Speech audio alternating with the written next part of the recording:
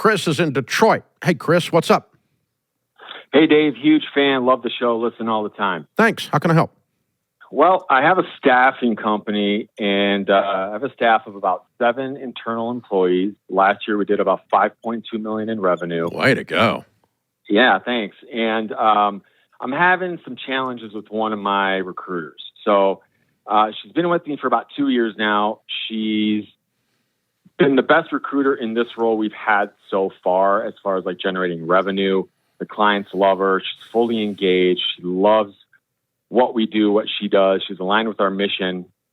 However, it's been a challenge with her just handling the regular day-to-day expectations of the job.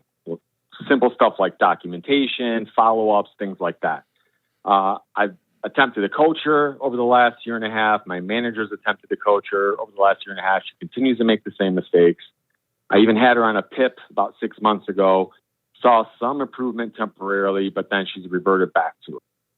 Where we're at now is that I feel like this has affected the team. They're starting to resent her, get frustrated with her and her behaviors. And you've lost credibility with the team because you're tolerating this bullcrap. Exactly. But I've had a lot of conversations with her, direct conversations.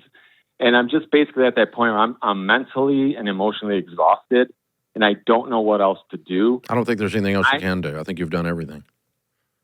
And I think her time with you is done. Yeah.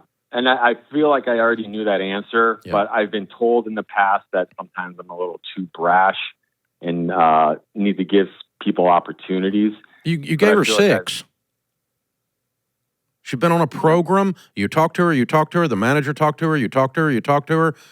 And and for a short period of time, it cleans up, and then she goes right back to the same junk. Because what you just told me, you're not brash. You're not sudden. This has been very, very methodical. It's what you described to me. Is all that true? I mean, yeah, 100% true. Okay. I mean, you have talked to her multiple times. Managers have talked to her. You put her on a program, said if you don't stop doing this, you're going to be gone. She stopped for a while, and then she went right back to it. That's what I heard. Did I hear you right? That is correct. You're not brash. You're not sudden. You're not rash.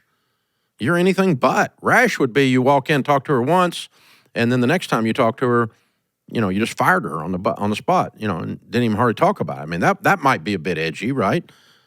Probably would have been deserved, but it might be a bit edgy. But this is not edgy. I mean, you've given this woman every chance in the world. And the problem is she makes you good money, so it makes you want to hold your nose.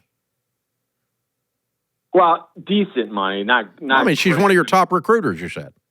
Well, I mean, in that specific seat. But overall, she's performing average, but the best that we've had so far. So that's definitely one of the factors I've been considering. The rest of the team production will go up as a result of her leaving, because the cloud that she brings in, like Pigpen, every time she walks into the room, remember Pigpen on Peanuts?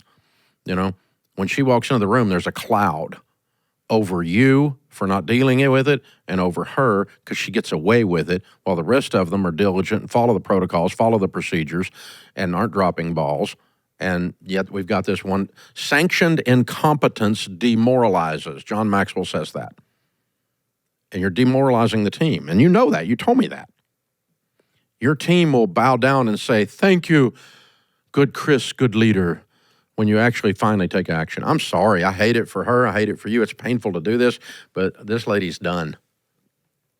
She's done. That's what would happen at Ramsey. I mean, no one is ever surprised when they get fired here. It doesn't happen that often. We hardly ever fire anybody. But when we do, they're not surprised. We've gone through the exact procedure you do. We sit down, we talk about it. We say, okay, here's the expectation. And then the next time we talk about it again, we hold them accountable. It's very clear. Then we have what we call an emotional firing. We say, if this happens again, bring a box, because we're done. This is the last time we can talk about it. And then they do it again. They bring a box. I mean, that's just like the last guy I was talking about a minute ago. And that's really what you've been doing here. And so you gave her every opportunity to do her job, didn't you? Yeah, I feel like I have. That's what you told me. That's what I heard. Yeah. Yeah. So Henry Cloud says in his book, Necessary Endings, you have to end a situation, a relationship, a job, an employment situation, whatever it is. You have to end it when you lose hope that the future is going to get better. The guy I'm talking to has no hope this lady's ever going to stop doing this. Yep, right on. She's fired, man. I'm sorry. I mean, you can be gentle, you be kind, give her a nice severance or whatever, and you don't have to be mean, but we're just going to sit down and go, we've tried and this is just not going to work because you just refuse to do this stuff. So this is your last day. It was a good ride, though. Thanks for being here. And gosh, any way we can help you in your future life, we want to be friends with you. We love you. We want you to win, but you can't. We've come to the conclusion you can't do it here. And, it takes about 3 minutes and fill out the paperwork and whatever, and it's sad. And it breaks her heart, breaks your heart, and then everybody goes off to work. And that's what we do. And you just, because if the productivity of the rest of the team is going to go up because their view of you, their respect for you is going to go up because you're not playing favorites while you're making them do their job. You're not making her do her job. And it's like you're too weak to deal with it is how they feel. They may not verbalize it, but when you finally deal with it, oh man, it's going to be, there's a breath of fresh air comes into the building. The spirit changes in the building when you deal with it for so many things. And you just have to, man. I'm sorry. It's awful. We're done. That's how it works. This is the EntreLeadership Podcast.